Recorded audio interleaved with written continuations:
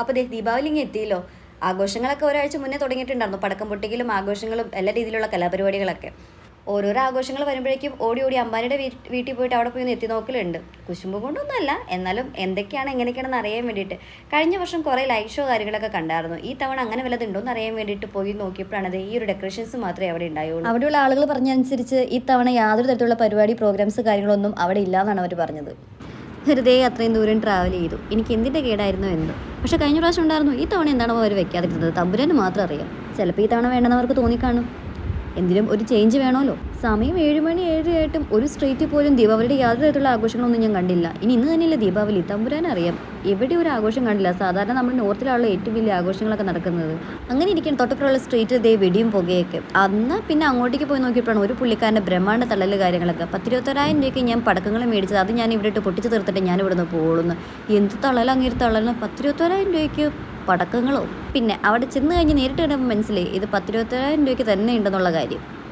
അവിടെയുള്ള ജെയിംസ് എന്ന് പറഞ്ഞൊരു ബാറിൻ്റെ ദീപാവലി ആഘോഷമാണ് ഈ കണ്ടുകൊണ്ടിരിക്കുന്നത്. അപ്പോൾ എന്തായാലും ആ ഒരു എമൗണ്ടിലുള്ള സംഭവങ്ങൾ എന്തായാലും അവിടെ പൊട്ടുമല്ലോ. നമ്മുടെ നാട്ടിലൊക്കെ മത്താപ്പും കമ്മിത്തിരിയൊക്കെ എന്തൊരു ചെറുത്. ഇവിടെ വന്നു കഴിഞ്ഞപ്പോഴും എൻ്റെ ദൈവമേ, മത്താപ്പും ഒക്കെ നിന്ന് കത്തറിനിട്ട് എൻ്റെ കണ്ണ് തന്നെ തള്ളിപ്പോയി. കമ്പിത്തിരിയുടെ നീളമൊക്കെ കാണാമായിരുന്നു. ഒരു 1.5 മീറ്റർ ഉണ്ട്. അവർക്കാർക്ക് യാതൊരു പേടിയില്ല. അതാണ് ഏറ്റവും വലിയ ഹൈലൈറ്റ്. എന്തോരം നിരത്തി വെച്ച് കത്തിച്ചാലും അതിൻ്റെ മൂട്ടിൽ പോയി വീഡിയോ എടുക്കാൻ അങ്ങനെ കുറേ എണ്ണങ്ങളുണ്ട്. കുറച്ച് അങ്ങോട്ട് കഴിഞ്ഞപ്പോഴേക്കും അവർ കുറേ ബോക്സുകളിലായിട്ട് 2-3 ബോക്സ് കൂടി നിരത്തി വെച്ചിട്ടുണ്ടായിരുന്നു. എൻ്റെ പൊന്നോ, പിന്നെ അങ്ങോട്ടേക്ക് ഒരു ഠമാർ പട തന്നെയായിരുന്നു.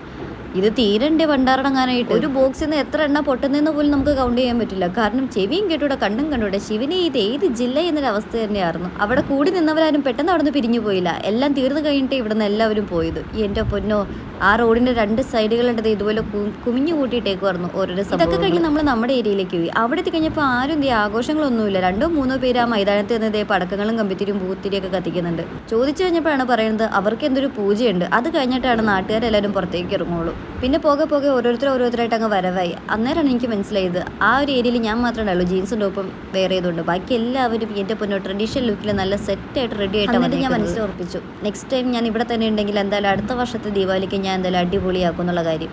പിള്ളേരുകൾ കമ്പിത്തിരിയും പൂത്തിരിയൊക്കെ കത്തിക്കാൻ കണ്ടപ്പോൾ എനിക്കൊരാഗ്രഹം. സോ 100 രൂപയ്ക്ക് കമ്പിത്തിരിയും പൂത്തിരിയും മാത്രമേ ഞാൻ മേടിച്ചോളൂ. അത് എന്തിനാന്ന് വെച്ചിട്ടുണ്ടെങ്കിൽ 2 ഫോട്ടോ എടുക്കണം, 2 വീഡിയോ എടുക്കണം. അതിന് വേണ്ടി മാത്രം. പിന്നെ കത്തിക്കുന്നവരാണല്ലോ നമുക്ക് ആ ഒരു ത്വര വരുന്നത്. ലാസ്റ്റ് ഷോപ്പും അടച്ചു, എല്ലാം അടച്ചു. അവസാനം എന്തേ നമുക്ക് ബഡ്ജറ്റ് ഫ്രണ്ട്ലി ആയിട്ടുള്ളതേ ഈ ഒരു ഐറ്റം മാത്രമേ ഉണ്ട്. അങ്ങനെ തീപ്പെട്ടി കമ്പിത്തിരിയാണെന്ന് മനസ്സിൽ ധ്യാനിച്ച് അതും കത്തിച്ചുകൊണ്ട് അവിടെ അങ്ങനെ ഇരുന്നു.